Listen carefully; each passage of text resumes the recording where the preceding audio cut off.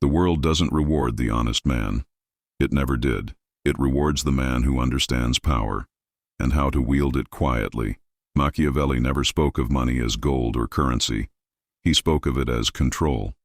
To him, wealth wasn't about possessions.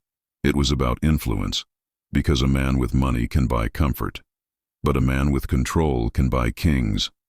You see, financial power isn't built by luck or labor. It's built by strategy. And this is the Machiavellian Blueprint. Number 1. The foundation, understanding power. Machiavelli wrote that men forget the death of their father sooner than the loss of their inheritance. He understood human nature. Our attachment to wealth reveals our true loyalties. Power in its purest form is psychological. It begins not with how much you own, but how much others depend on you. The first rule: never chase money. Chasing it makes you predictable, and the predictable man is already defeated. The Machiavellian man studies money like a general studies the battlefield. He watches where it flows, who controls it, and what emotions guide its movement. He never competes for resources. He creates systems that bring resources to him. Money doesn't respect the hard-working man. It respects the man who understands leverage. And leverage is born from information, timing, and control of perception. Number 2. The psychology of wealth. The rich do not think in numbers. They think in power dynamics. Every deal, every connection, every favor is a psychological transaction. When Machiavelli advised princes, he taught them this: appear generous, but give only what strengthens your rule. The Machiavellian investor, the entrepreneur, the strategist, all follow this law. They understand that giving too much destroys control. They practice calculated generosity, acts that build debt in the minds of others. The result? Everyone owes them something, whether in loyalty, opportunity, or silence. To the Machiavellian mind, money is energy. It must flow, but only through channels you design. He doesn't hoard it like a miser. He circulates it with precision, ensuring every coin he releases returns with interest, in influence. Number 3. Mastering leverage. If you wish to control wealth, you must first control people. And people are not moved by logic. They are moved by desire, fear, and ego. Machiavelli taught that men are driven by 2 things: love or fear. In business, love is loyalty, fear is necessity.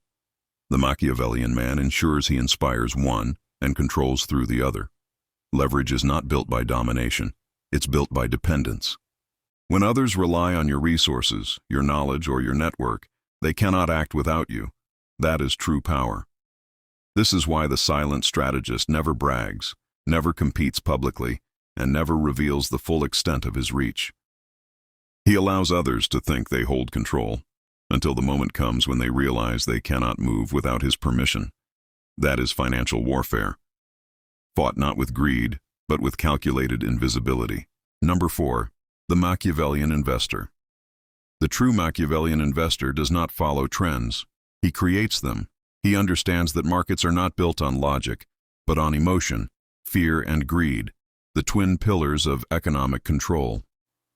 When others panic, he observes. When others chase, he waits. He moves when silence returns. Because the wealthiest men in history, from bankers to emperors, made their fortunes not by speed, but by timing. Machiavelli would say, "He who builds too quickly builds on sand." So, the wise man builds slowly, quietly, strategically, ensuring every move strengthens his foundation. Financial power, therefore, is not a destination. It's a process of shaping reality itself, bending economic and emotional energy to your design. Number 5. Control through detachment. The modern man is enslaved by what he desires. He wants money, approval, and comfort, and so he becomes easy to manipulate. The Machiavellian man desires nothing but control. He plays the long game. He never reacts emotionally to loss or gain, because he knows both are illusions, tools used to test the patience of the powerful. When you stop craving wealth, you start commanding it. People sense it. They are drawn to the calm man in chaos, to the one who cannot be bribed or flattered. That calmness, that emotional stillness, is wealth. Machiavelli's true genius wasn't his ruthlessness, It was his detachment. He knew that a man who cannot be emotionally controlled cannot be financially destroyed.